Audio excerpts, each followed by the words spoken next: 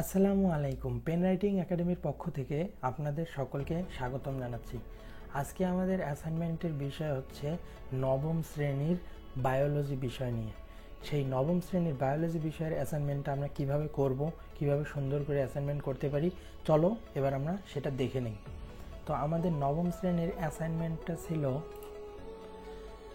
নিচের সংকেতগুলো অনুসরণ করে মার্গুলিসের শ্রেণীবিন্যাস অনুযায়ী জীবজগতের 5টি রাজ্যের বৈশিষ্ট্য তুলনামূলক ছকে উপস্থাপন করো এবং নিচে উল্লেখিত তোমার পরিচিত জীবগুলোকে তাদের বৈশিষ্ট্য অনুযায়ী রাজ্যের অন্তর্ভুক্ত করে ছকটি দেখাও।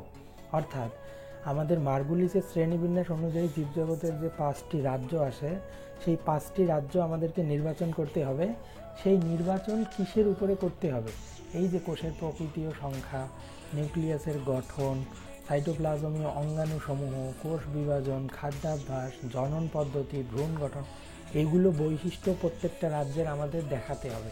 দেখায় বলতে হবে যে এইটা এই রাজ্যের বৈশিষ্ট্য, এইটা এই রাজ্যের বৈশিষ্ট্য। দেন কোনটি কোন রাজ্যের অন্তর্ভুক্ত তা দেখাও এবং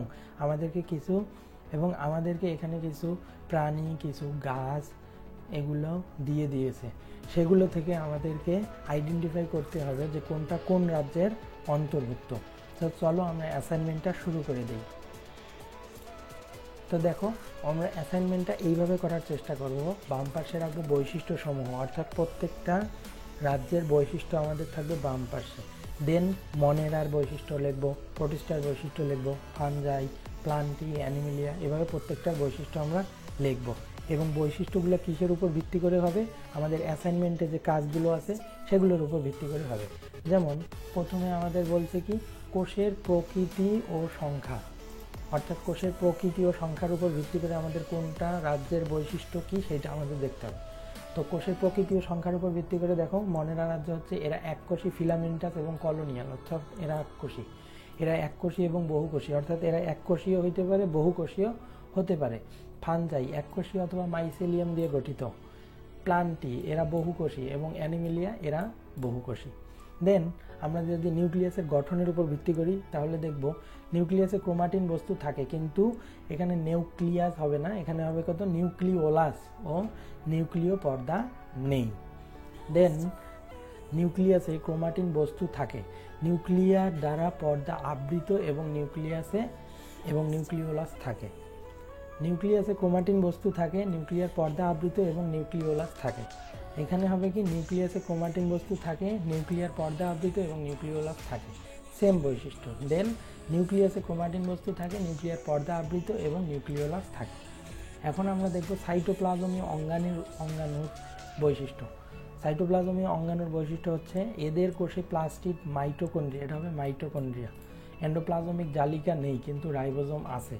কোষে সকল ধরনের কোষ অঙ্গাণু থাকে, প্লাস্টিড ছাড়া সকল ধরনের অঙ্গাণু থাকে। কোষে সকল ধরনের অঙ্গাণু থাকে, আর আমাদের কোষে প্লাস্টিড, কোষ প্রাচীর ও কোষ গহ্বর ছাড়া সকল ধরনের অঙ্গাণু থাকে। দেন আমরা দেখব কোষ বিভাজনের উপর। দ্বিবিভাজন প্রক্রিয়ায় কোষ বিভাজিত হয়, মাইটোসিস প্রক্রিয়া বিভাজিত হয়, অ্যামাইটোসিস বা প্রত্যক্ষ প্রক্রিয়া বিভাজিত হয়। মাইটোসিস প্রক্রিয়া দেহকোষ এবং মিওসিস প্রক্রিয়া জননকোষ বিভাজিত হয়। মাইটোসিস প্রক্রিয়া দেহকোষ এবং মিওসিস প্রক্রিয়া জননকোষ বিভাজিত হয়। এরপর আমরা দেখব খাদ্যাভ্যাস। শোষণ পদ্ধতিতে খাদ্য গ্রহণ করে এবং এরা পরভোজী। শোষণ ও ফটোসিনথেসিস পদ্ধতিতে খাদ্য গ্রহণ করে, এরা পরভোজী এবং স্বভোজী। শোষণ পদ্ধতিতে খাদ্য গ্রহণ করে এবং মৃতজীবী বা পরজীবী বা মিথজীবী। স্বভোজী বা নিজের খাদ্য নিজে তৈরি করে, হেটারোট্রপিক অর্থাৎ পরভোজী, অন্যের উপরে নির্ভরশীল। জনন পদ্ধতি, অযৌন প্রক্রিয়া প্রজনন ঘটে, বংশ বৃদ্ধি করে। যৌন ও অযৌন প্রক্রিয়া প্রজনন ঘটে, বংশ বৃদ্ধি করে। অযৌন প্রক্রিয়া প্রজনন ঘটে, বংশ বৃদ্ধি করে।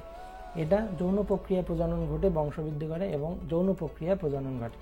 আর ভ্রূণ গঠন, এটার ভ্রূণ গঠিত হয় না, এটার ভ্রূণ গঠিত হয় না, এটার ভ্রূণ গঠিত হয় না, পরের এইটাতে ভ্রূণ গঠিত হয় এবং শেষে ভ্রূণ গঠিত হয়। দেন আমরা আসবো কোন রাজ্যের অন্তর্ভুক্ত কোনটা, ঠিক আছে? দেখো, যে রাজ্যের অন্তর্ভুক্ত আমাশয় জীবাণু আর হচ্ছে নিউমোকক্কাস, এরা হচ্ছে কি প্রোটিস্টা। তারপর হচ্ছে কত রাইজোবিয়াম, তারপর হচ্ছে কত মিউকর অ্যাগারিকাস, আম গাছ সাইকাস, আর হচ্ছে স্পাইরোগাইরা, আর হচ্ছে দোয়েল শামুক। কোনটা কোথায় অবস্থিত এটা তোমাদেরকে দেখানো হলো। তো আমার এই অ্যাসাইনমেন্টটা আমার গ্রুপে দেওয়া থাকবে, তোমরা সেখান থেকে কালেক্ট করে নিতে পারো। তো দেখা হচ্ছে নতুন কোনো অ্যাসাইনমেন্ট নিয়ে। ততদিন পর্যন্ত ভালো থেকো, সুস্থ থেকো, ধন্যবাদ।